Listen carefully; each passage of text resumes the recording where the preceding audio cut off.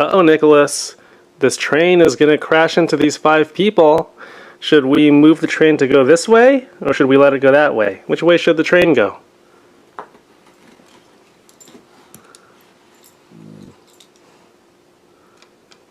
This way.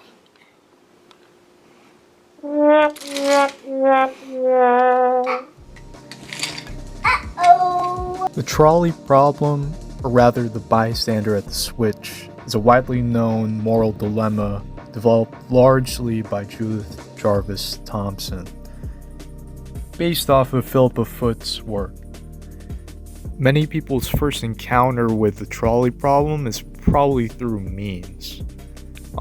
It blew up on 4chan over 12 years ago, and you see it everywhere on Reddit, on TikTok, and whatnot. The trolley problem shows up in media often. Here we have Until Dawn, it's a video game, and he's trying to choose between his best friend or the girl he likes. But of course, in the actual text, you don't know any background knowledge about any of the people in the situation. The only real background knowledge you need is what is a trolley in this context. I was first introduced to the notion of a trolley problem probably by some sort of superhero movie, like The Dark Knight. There's a part where Batman chooses between Harvey Dent versus Rachel, and there's a part at the end where the two both have to decide whether to blow each other up or not. Except, after reading Thomson's paper, I definitely don't think they're good examples of the trolley problem. So I'll try to fix it real quick. Harvey. Okay. Rachel! Harvey, it's okay. It's all right. Listen. So here we have the trolley problem as Philippa Foot originally had it. So you were the driver of the trolley. I forgot to draw the driver, but you're in there, right? And the brakes fail. Can't stop, and yeah, if you keep on going down this track, 5 people are definitely gonna die, physics. Anyways, you have a choice here though, and it's that you could change your track to the single person. So, do you stay on your current track and 5 people die? Or do you switch tracks and hit the one person? So, Philippa Foot says that it's morally permissible to change tracks and kill the one. What do you say? You're the one driving. Would you keep on driving into the 5? Or would you change tracks and then kill the one? So say you have a second hypothetical situation. And in this situation, you are an excellent surgeon. Every time you do organ transplants, it goes through, well, perfectly. And you have 5 patients who need an organ transplant today. And 2 of them need a lung, 2 of them need a kidney, and 1 of them need a heart. But they're so far back on the organ donor list, or it's just not possible for them to get an organ somehow. They will surely die today if they do not get an organ. Lo and behold, you have a healthy patient come in. He's a perfect match. His blood matches, his antibodies and whatnot match. He's healthy. And you ask him, are you willing to trade your organs to save these people's lives? And he says, no, I don't think I will. Let's say that you were able to give him some sort of injection or medication to make him, pass out painlessly. He won't feel a thing. And you just cut him up. You distribute his parts to the other 5. Would you be willing to do that? Now, if you don't do this, 5 people will die. But if you do this, only 1 person will die.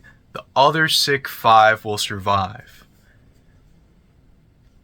Would you be willing to kill this guy to save the other 5? Now, Foot says, in the surgeon scenario, your 2 choices are either to operate or not to operate. If you choose to operate, you're killing 1 person. But if you choose not to operate on the person, you're letting the 5 other patients die. Those are not the same thing, morally, killing a person versus letting them die. So it seems safe to say that killing 1 person is worse than letting 5 people die. In the original scenario, you're driving the trolley, so you're going to be actively killing a person either way. So do you kill 1 or do you kill 5? There's no letting die here. You are the cause of their death. And Foot says, well, sure, it's obvious. Killing 5 people is worse than killing 1. Here's where Thomson comes in. Thomson says, alright, forget it. You're not driving the trolley, right? Somebody else is driving the trolley. Let's say you're a bystander at the switch. The driver, they can't brake, and if you don't pull the lever, then you will be letting those 5 people die. But if you decide to pull the lever, you will actively be changing the course of the trolley, and you will kill the one on the other track. Thomson says that, in her view, it's morally permissible for the bystander at the switch to change the tracks, even though it entails that she kills somebody.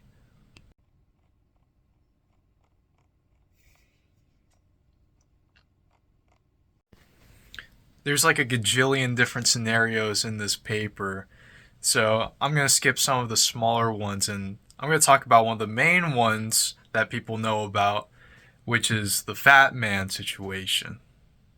Now, in this scenario, there's no switch, but you have a fat man that's on a ledge that's watching what's happening. And you know that if you put a large enough object in front of this trolley, you could save these 5 people from impending doom via trolley. So the only problem is you would have to push this fat man onto the tracks, killing him. Now the question is, does Thomson think that it's morally permissible for you to push the fat man to save the 5? And she does not think that's true. She thinks that doing so violates the fat man's stringent rights, a right not to be toppled over the ledge and being used as mere means to save the other 5 people, and in the process being killed. I mean, that's not fair. That's not fair to that guy, right? You might be asking yourself, what about the guy from the bystander with the switch? Isn't pulling the switch violating his rights? I mean, pulling the switch kills him, right?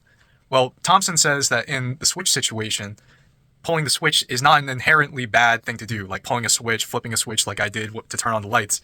That's not an inherently bad thing to do. And if you pulled the switch and the train derailed and no one got hurt, you wouldn't have done anything wrong, supposedly.